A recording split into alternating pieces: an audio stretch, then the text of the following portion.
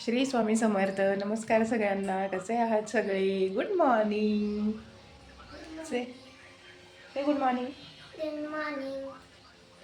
तर आज आहे एकादशी आणि माझा उपवास असतो एकादशीचा.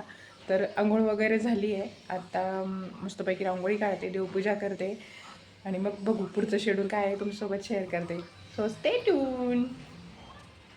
तुम्ही जर माझे याआधीचे व्लॉग बघितले असतील तर तुम्हाला माहिती असेल की मी ही कच्ची केळी गावावरून आणली होती आणि एवढीच आणली होती कारण माझ्याकडे भरपूर ओझं होऊन गेलं होतं, म्हणून जास्त आणली नाही. आणि आज होता एकादशीचा उपवास, जसं की मी तुम्हाला आधी सांगितलं. तर शनिवारसुद्धा होता, यांना सुट्टीसुद्धा होती, पोरींनासुद्धा सुट्टी होती. म्हणून मग म्हटलं केळीची भाजी बनवूया. साबुदाणा खिचडी काही बनवली नाही आज उपवासाला, आणि केळीची भाजीसुद्धा सगळ्यांना खूप आवडते आणि म्हणून मग म्हटलं आज केळीची भाजीच बनवूया. तर त्याच्यासाठी केळी वगैरे मी कुकरला शिजवायला लावून दिलेली आहे. आणि त्याच्यानंतर ना थोडंसं मला बाकीच्यांच्यासाठी पत्ताकोबीची भाजी आणि पोळीसुद्धा बनवायची होती. तर मग मी त्याचं थोडंसं प्रिपरेशन करून घेतलं, कारण माझी अजून देवपूजा बाकी आहे. तर सगळ्यांचं उठतील आणि चहा पाणी वगैरे होईल तोपर्यंत मग मी बाकीची प्रिपरेशन करून घेतली होती. त्याच्यानंतर ही दरवाजात रांगोळी काढून घेतली होती, जी की मी घरात आधी काढून घेते ही फरशीवरती, आणि ती फरशी मग मी अशी बाहेर ठेवत असते. तर ती रांगोळी काढून घेतली. त्याच्यानंतर आहे ना छान अशी देवपूजा करून घेतली. आणि हे जे तुळशीचे पानं आहेत ना, तर हे सुद्धा मी घेऊन आले होते फुलवाल्याकडनं. तर ते सुद्धा मी वाहून दिले. त्याच्यानंतर ना कुकर वगैरे थंड झालं होतं केळीचं. मग म्हटलं केळीची भाजी आधी बनवून घेते, कारण उपवासाचं आधी बनवून घेते.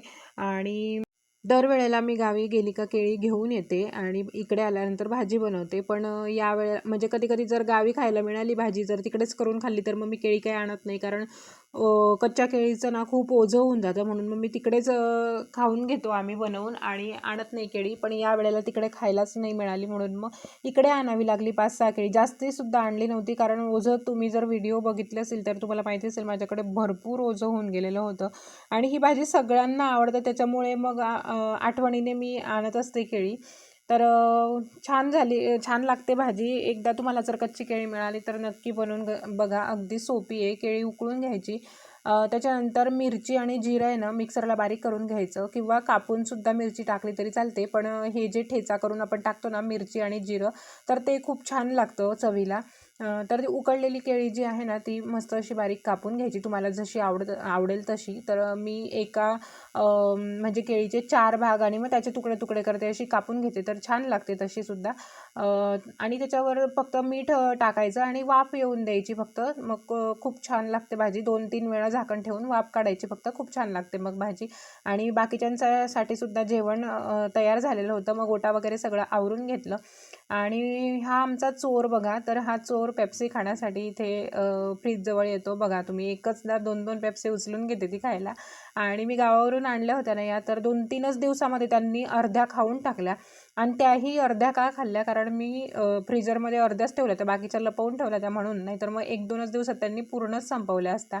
आणि तिला रागवलं तर बघा ती कसं नाटक करते असं, आणि गुपचूप लपवून पेप्सी घेऊन जाते. तर असं सगळं नौटंकी मनस्वीची सुरू असते घरामध्ये. मला बऱ्याच जणांनी म्हटलं होतं आणि की तू म्हातारी नाही आहेस तर एकादशीचा उपवास वगैरे करते तर असं. तर माझं एवढंच म्हणणं आहे की म्हातारेच लोक उपवास करतील असं काही नाही आहे. माझी आवड आहे, मला पहिल्यापासून आवड आहे, आणि मला कोणी फोर्स केलेला नाही आहे. तर चला भेटूया नेक्स्ट व्लॉगमध्ये. बाय.